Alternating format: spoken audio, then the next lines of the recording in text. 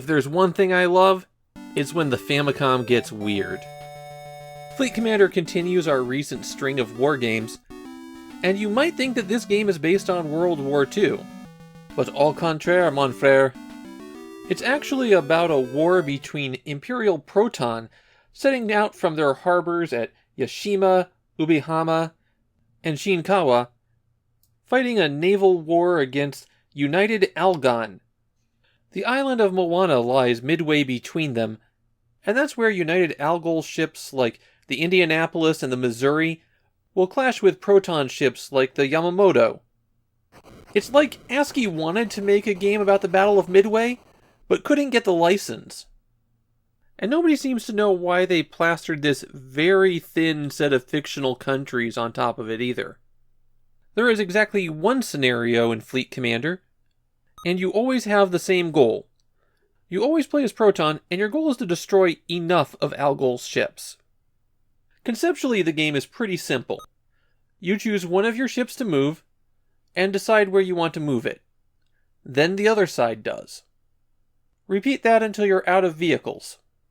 Moving your ships is actually a bit annoying, since the cursor won't move through other ships. You have a fixed radius that you can move, but you have to go around things. And that includes aircraft and submerged submarines. The primary gameplay element of Fleet Commander is the fog of war. When you set out, you don't know where the enemy fleet is or where they're going. And so the early game, roughly the first 40 minutes, is just trying to find the enemy fleet. And the best tool for that are your aircraft. Aircraft have a high movement but limited fuel, and they have to return to a carrier or an airstrip to get refilled. If you don't have a unit in the area to spot the enemies, they don't show up on the map. However, Fleet Commander came in this big box that happened to include a giant map. It also had a bunch of plastic ships so that you could mark positions on the map.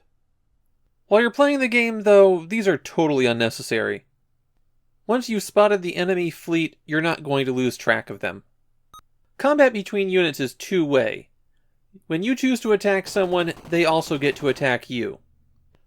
I feel that Fleet Commander puts too much weight on the battleships instead of the aircraft carriers, which, now that I think about it, was the exact same mistake Japan made at the Battle of Midway. Battleships are more dramatic for war games since the image of two giant ships slugging it out is kind of cool. But once you introduce aircraft carriers, everything changes. And in Fleet Commander, it feels like aircraft carriers are supporting units. You have one submarine. It can travel submerged for 2 turns, but if it doesn't surface after 2 turns, then they run out of air. While I lost my game of Fleet Commander, I also feel like the AI was not really showing me that it was skilled. It felt like it was following a path and just moving the maximum distance possible. It also feels like positioning doesn't matter much in Fleet Commander. Your ships can't rotate, so it's not like you have to line up a shot with all your guns. One more thing about Fleet Commander. You can save the game in progress, but only if you have ASCII's turbo file peripheral. Fleet Commander feels weirdly shallow, and that wouldn't be bad. A more simple war game that gets you into the action fast and has a lot of scenarios that you can play out could be good. In fact, Nintendo's going to release just that about 4 months from this point. Fleet Commander just doesn't do enough. With only one scenario that you can play, and you can only play as one side, there has to be greater variety. ASCII improved on this a little bit when they re-released Fleet Commander on the Game Boy. There it's called Fleet Commander Versus because it has a 2-player mode. The Fog of War is a neat concept since it replicates one of the major features of the Pacific War, but the game is so small that it doesn't really matter. Fleet Commander is a neat idea that I could see somebody enjoying playing once or twice, but it's not going to hold anyone's attention very long.